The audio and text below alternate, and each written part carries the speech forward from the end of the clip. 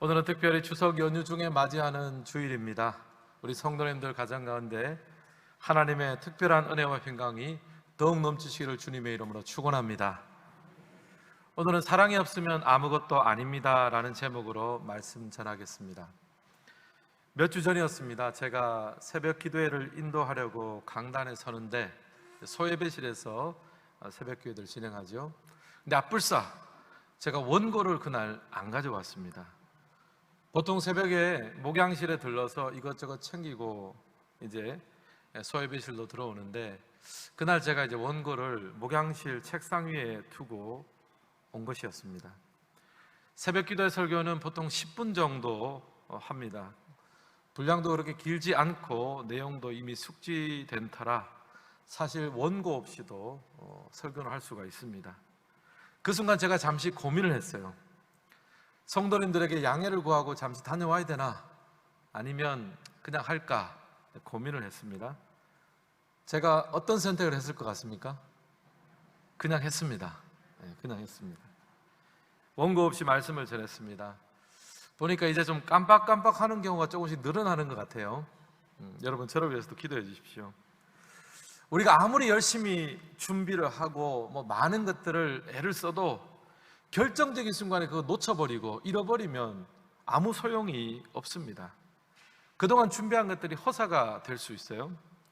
여러분 오늘 말씀해 보면 사도 바울이 계속 반복하는 말이 나옵니다. 무엇이겠습니까? 사랑이 없으면 1절부터 3절까지 무려 3번이나 반복됩니다. 아무리 많은 일을 하고 아무리 대단한 사람처럼 보여도 사랑이 없으면 아무것도 아니더라, 그 이야기를 지금 반복해서 하고 있습니다. 결국 사랑 없는 기독교는, 이런 표현이 죄송합니다만, 안고 없는 찐빵이요, 속이 빈 강정이요, 김 빠진 콜라입니다. 여러분 혹시 김 빠진 콜라 한번 마셔보셨습니까? 완전 설탕물이죠. 탄산이 없으면 아무것도 아니에요. 지금 사도 바울이 사랑이 없으면 기독교가 아무것도 아니다, 이 말을 지금 13장 초반부에만 해도 벌써 3번이나 반복해서 하고 있습니다. 여러분 교회뿐 아닙니다. 이 세상에서도요 사랑 이야기를 참 많이 합니다. 유행가 가사를 한번 들어보세요. 제가 볼 때 대부분 한 99%는 사랑 이야기입니다. 사람들은 사랑을 노래하고 사랑을 갈망합니다. 그런데 여전히 사랑에 또 목말라 하고 있습니다. 여전히 참된 사랑을 갈망하고요, 갈구하고요, 진실된 사랑이 없음에 안타까워합니다. 결국 우리는요 사랑이 없으면 아무것도 아닌 그런 인생을 살아가고 있습니다. 오늘 이거 말씀 중에 보면 1절에서 3절에 보면요, 사도 바울이 지금 기독교에서 굉장히 중요하게 여기는 것들에 대해서 하나씩 이야기를 합니다. 1절을 보시면요, 먼저 말에 대한, 언어에 대한 이야기를 하고 있습니다. 사람의 방언과 천사의 말을 할지라도, 여러분 사실 우리 인생의 대부분은요 말로 채워집니다. 사랑을 해도 말로 하고요, 또 말로 미워하고 말로 상처를 줍니다. 또 말로 위로합니다. 저처럼 설교도 무엇으로 합니까? 말로, 언어로 합니다. 그런데 여러분 우리가 사람의 방언과 천사의 말을 한다고 해도, 아무리 대단한 언어를 사용한다고 해도 사랑이 없으면 무엇과 같다고요? 울리는 꽹과리와 같더라, 그 말을 하고 있습니다. 아무런 의미가 없다는 거죠. 멜로디 없이 울리는 꽹과리 하나로만 어떤 노래 자체를 연주할 수는 없습니다. 시간이 지나면 소음처럼 느껴질 뿐입니다. 또 2절을 보시면요, 우리 신앙생활에 중요한 것들이 나옵니다. 성도의 능력, 지식, 그리고 믿음에 대해서 이야기를 합니다. 이 3가지는 사실 우리가 신앙생활 할 때 굉장히 중요하게 여기는 것들입니다. 그런데 사랑 없는 능력, 사랑 없는 지식, 사랑 없는 믿음은 아무것도 아니더라, 단호하게 이야기를 합니다. 영어로는 nothing, 쓸데없다, 아무것도 아니다 라고 지금 이야기를 하는 거죠. 사랑이 없으면 우리 신앙생활에 하는 굉장히 중요한 이 모든 것들이 김 빠진 콜라 같다, 그 이야기를 지금 하고 있습니다. 3절에 보면요, 구제와 헌신에 대해서 이야기를 합니다. 여러분 사실 구제와 헌신은 어쩌면 가장 사랑에 가까워 보이는 행위입니다. 모든 것으로 구제하고 자기가 있는 모든 것으로 구제한다고 할지라도 사도 바울이 볼 때 사랑 없이 구제하는 것은요, 자기 과시로도 할 수 있거든요. 세상 사람도 그렇게 구제를 하곤 합니다. 그러니까 사랑 없는 구제, 기독교 안에서 사랑 없는 구제는 또 그 의미가 없다라고 이야기하고요. 또 그 다음에는 내 몸을 불사르게 내어주는 것, 이것은 극단적인 헌신을 말합니다. 아무리 극단적인 헌신을 해도, 아무리 대단한 헌신을 해도 사랑 없이 하는 헌신은 이건 역시 자기 만족을 위한 행위가 될 수가 있습니다. 그래서 아무런 유익이 없더라, 사도 바울의 결론입니다. 사랑하는 성도 여러분, 하나님을 믿고 살아가는 우리의 삶에, 아니 주님을 알지 못하더라도 우리 인간으로서의 모든 삶에 사랑은 이처럼 중요합니다. 사랑이 없으면 아름다운 언어도, 사랑이 없으면 믿음과 능력도, 사랑이 없으면 구제와 헌신조차도 어떠한 의미 없이 울리는 꽹과리와 같이 됩니다. 오늘 추석 연휴 기간 가운데 예배를 우리가 드리고 있는데요, 우리 성도님들의 가정 가운데 사랑이 가득한 살아있는 언어, 사랑이 가득한 믿음, 그리고 사랑이 가득한 헌신으로 여러분의 가정이 세워지시기를 주님의 이름으로 축원합니다. 저는 이런 관점에서 오늘 읽은 이 고린도전서 13장 말씀을 살펴보면서 그 4절 초반부에 나오는 두 가지 덕목을 통해서 기독교에서 말하는 사랑이 무엇인지를 한 세 가지 정도로 정리를 해보았습니다.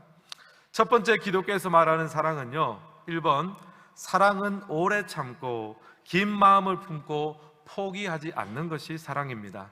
1번 함께 읽겠습니다. 사랑은 오래 참고 긴 마음을 품고 포기하지 않는 것. 4절 말씀도 우리 같이 한번 읽겠습니다. 사랑은 오래 참고 사랑은 온유하며 시기하지 아니하며 사랑은 자랑하지 아니하며 교만하지 아니하며. 아멘. 여기 보면 사랑은 오래 참고라는 말이 나옵니다.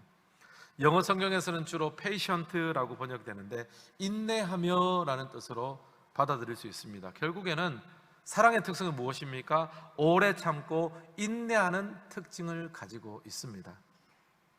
여러분, 구약성경 창세기에 보면 야곱이 라헬을 사랑해서 아내로 맞이하는데요, 창세기 29장 20절 말씀 제가 한번 읽겠습니다. 야곱이 라헬을 위하여 7년 동안 라반을 섬겼으나 그를 사랑하는 까닭에 7년을 며칠같이 여겼더라. 여기 보면요, 야곱의 외삼촌 라반이 있는데요, 그가 야곱을 속여가지고 레아를 먼저 아내로 맞이하게 합니다. 거기에 대해서 야곱이 항의를 했습니다. 아니, 내가 분명 라헬과 결혼한다고 했는데 왜 레아를 아내로 맞이하게 합니까? 그렇게 하니까 이 외삼촌 라반이 아주 간교한 사람이었습니다. 아마 야곱이 일을 굉장히 잘했던 것 같아요. 야곱을 좀 더 오래 붙들어 두려고 했습니다. 그래서 네가 라헬을 위해서도 7년을 더 봉사해야 될 것이다, 그렇게 선언합니다. 그러니까 여러분, 야곱은요, 레아를 위해서 7년간 봉사해야 되고 또 라헬을 위해서도 7년간 더 봉사를 해야 됩니다.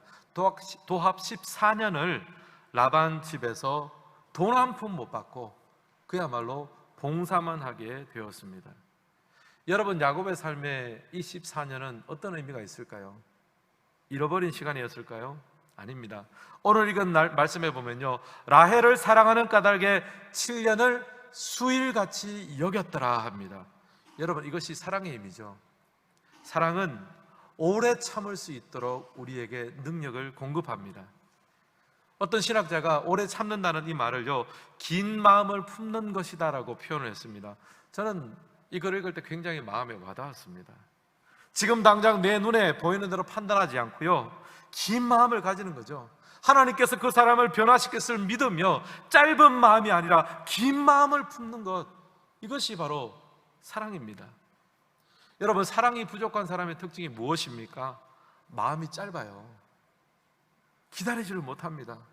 당장 내 뜻대로 안 되면 속상하고 화가 납니다. 왜 그렇습니까? 성격이 급해서 그런 부분도 있지만 사랑이 부족해서 그런 부분이 훨씬 커요. 사랑하는 성도 여러분, 이 주님의 오래 참는 사랑 여러분의 삶 가운데 있기를 예수님의 이름으로 축복합니다. 사랑하면 긴 마음을 가지는 거예요. 오래 참게 됩니다. 여러분 우리 자신들 한번 살펴보세요. 여러분 인간은요 죄의 영향력 아래 있습니다. 겉으로는 이렇게 멀쩡해 보여도요 영육 간에 많이 병든 상황이에요. 그래서 신학에서는 이것을 전적 타락의 상태에 있다라고 표현합니다. 그래서 여러분 사람을 사랑한다는 것은요 오래 참지 않으면 불가능합니다. 병들고 망가진 것이 회복하려면 시간이 필요하잖아요. 우리가 몸에 병이 걸려도 약도 먹고 치료도 받고 수술도 받아야 됩니다. 오랜 시간이 걸려야 회복되듯이 사람을 사랑하고 사람을 축복한다는 것은요 단순간에 이루어지는 일이 아닙니다. 여러분 몇 번 설득하고 몇 번 야단친다고 해서 사람이 금방 바뀝니까? 절대 아닙니다. 길고 긴 회복의 시간이 필요해요. 그래서 사랑에는 긴 마음이 필요합니다. 메시지 성경 영어판에서는 이 오래 참고를 이렇게 번역했습니다. Love never gives up. 이 말이 무슨 말입니까? 사랑은 결코 포기하지 않는다.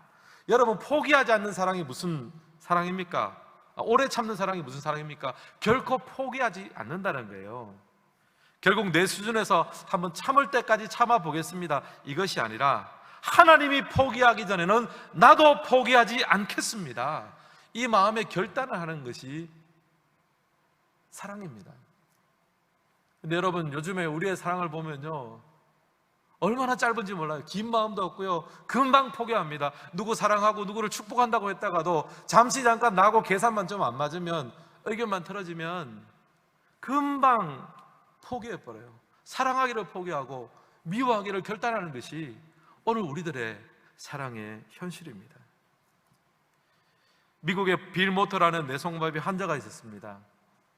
뇌성마비 병이 있으니까 걸음걸이도 제대로 걷지 못했고 말도 어눌하고 또 손가락도 검지손가락만 겨우 사용을 했습니다.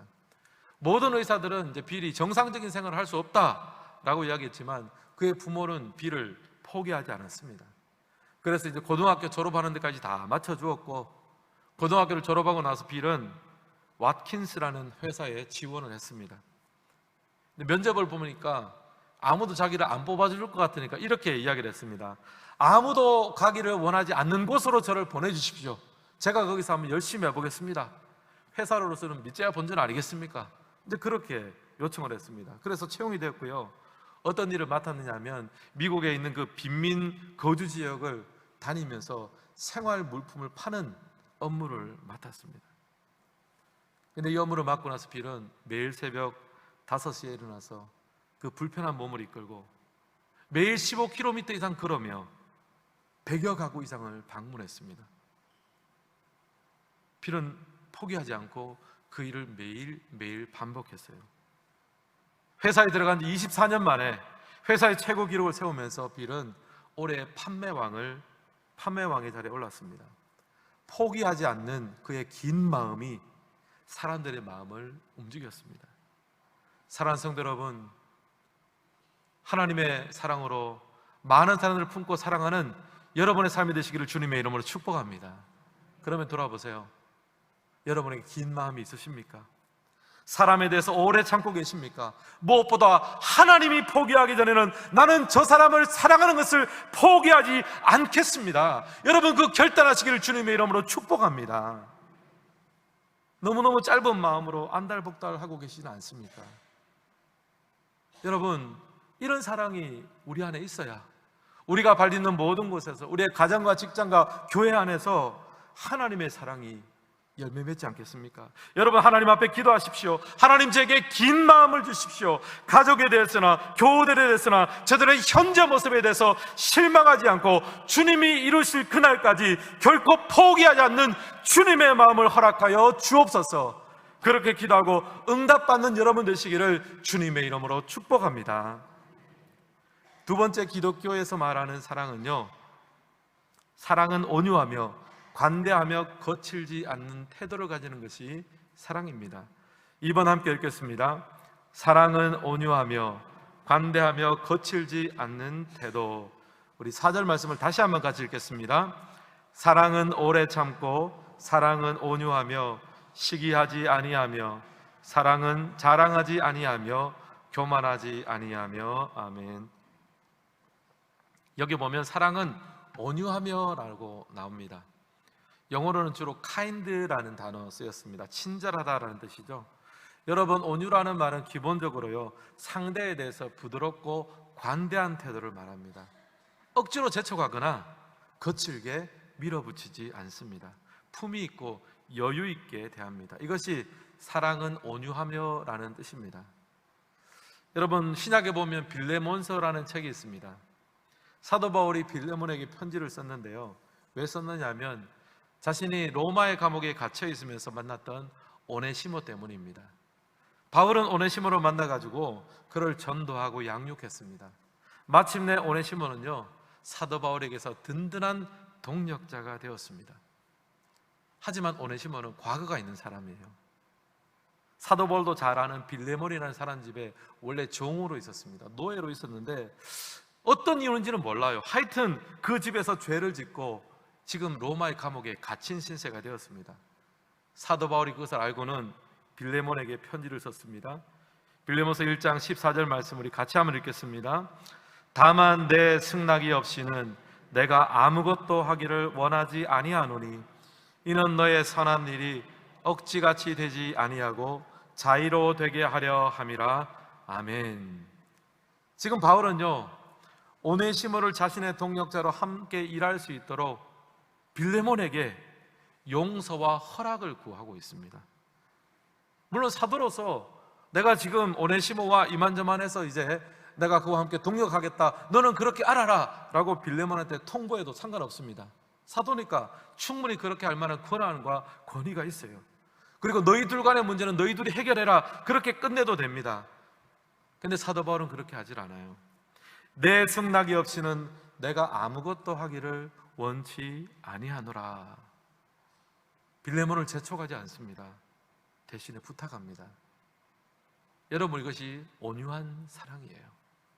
사랑은 온유합니다. 젠틀합니다. 거칠게 밀어붙이지 않습니다. 여러분, 몸이 아픈 환자를 한번 떠올려보시기 바랍니다. 몸이 아프면요, 몸에 힘이 하나도 없습니다. 어떨 때는 많이 아프면 앉거나 일어서는 것도 힘들어요.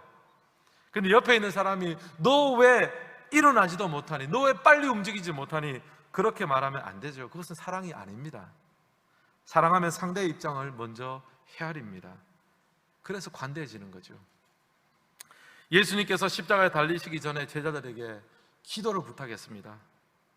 그리고 예수님도 이제 홀로 가서 기도를 하셨어요. 근데 기도하고 돌아와 보니까 제자들이 어떻게 하고 있습니까? 열심히 기도를 하고 있었습니까? 아니면 잠자고 있었습니까? 잠자고 있었습니다. 아니, 지금 스승은 십자가에 이제 곧 못 박혀 죽게 생겼는데 제자들은 깨어서 기도하라고 그랬는데 다 쿨쿨 자고 있어요. 여러분 같으면 어떻게 하시겠습니까? 만약에 저 같았으면 당장 일어나라 그래가지고 무릎 꿇고 이 시간 2시간 동안 내 눈앞에서 기도해라, 다 확인받고 집에 가라 그랬을 것 같아요. 그런데 주님 그렇게 하지 않으셨습니다. 마음은 원이로되 육신이 약하구나. 제자들의 심신의 상태를 헤아려 주시고 죄책감에 빠지지 않도록 도와주셨습니다. 이것이 온유한 사랑입니다. 여러분, 요즘 이제 환절기가 돌아왔는데요, 저는 환절기가 되면 먼저 코에서 신호가 옵니다. 수십 년 동안 알러지 비염을 달고 살았습니다. 요즘은 이제 친구 같아요. 이 비염이 심할 때면은 새벽 1-2시에 이제 깹니다. 깨서 짧으면 1시간, 짧으면 30분, 길면 1시간 정도 재채기를 해요. 그러면 이제 눈물과 콧물이 다 나옵니다. 그래서 또 목사니까 하나님 왜 이렇게 고통을 주십니까? 혹시 제가 잘못한 것이 있습니까? 기도도 합니다. 그렇게 몸을 좀 달래고 시간을 보내다 잠시 선잠을 자고 이제 새벽에 일어납니다. 제가 이제 우리 교회 부임한 지 얼마 되지 않았을 때 일입니다. 그때 어떤 분이 이제 저를 찾아오셔서 말씀하셨어요.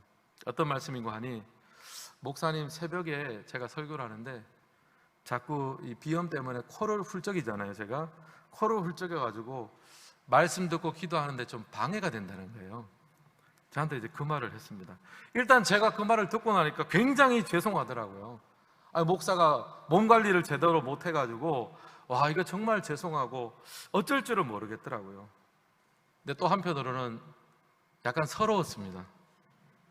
아픈 사람인데 아프지 말라고 하는 거잖아요. 비염 때문에 훌쩍이는데 그렇게 하지 말라는 거잖아요.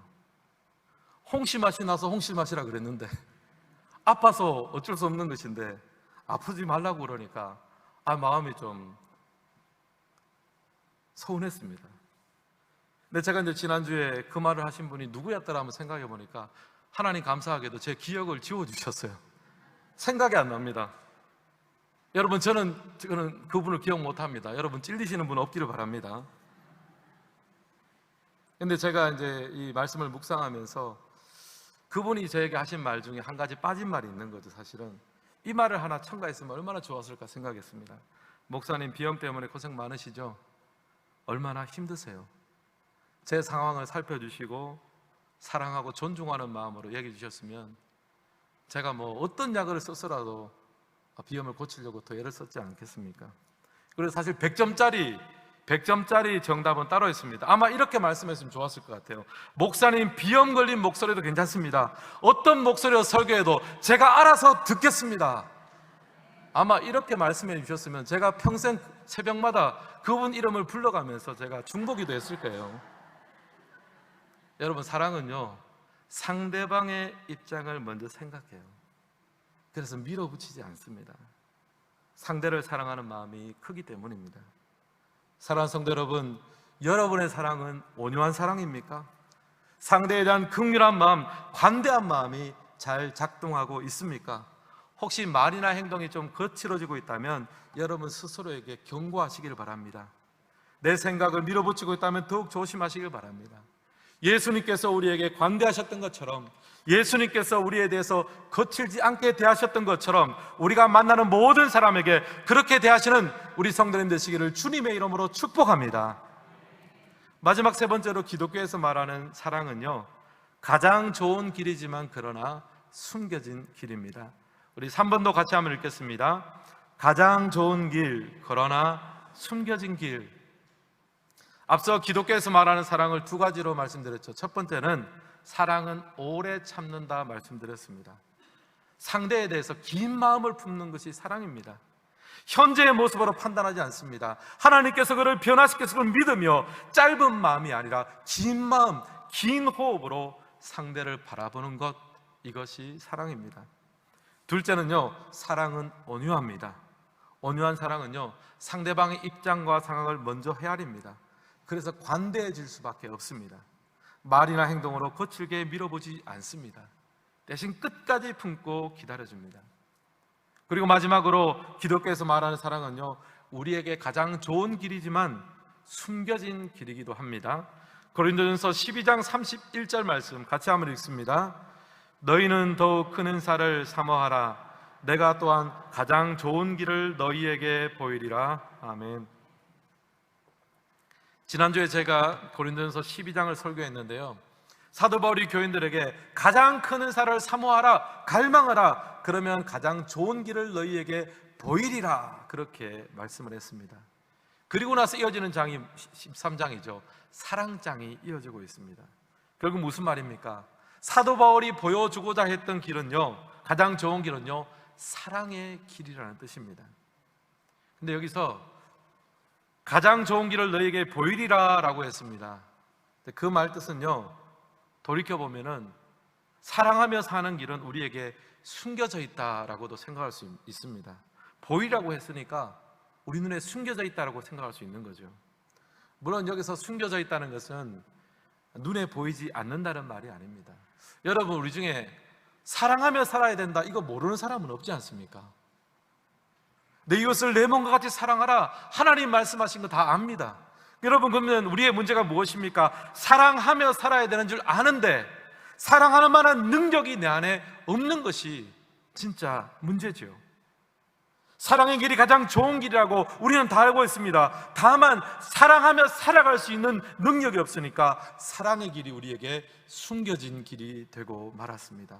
머리로는 이해하지만 행할 능력이 없으니 숨겨진 길이나 진배가 없습니다. 근데 여러분, 이 사랑의 길을 먼저 걸어가신 분이 계십니다. 로마서 5장 8절 말씀 같이 한번 읽겠습니다.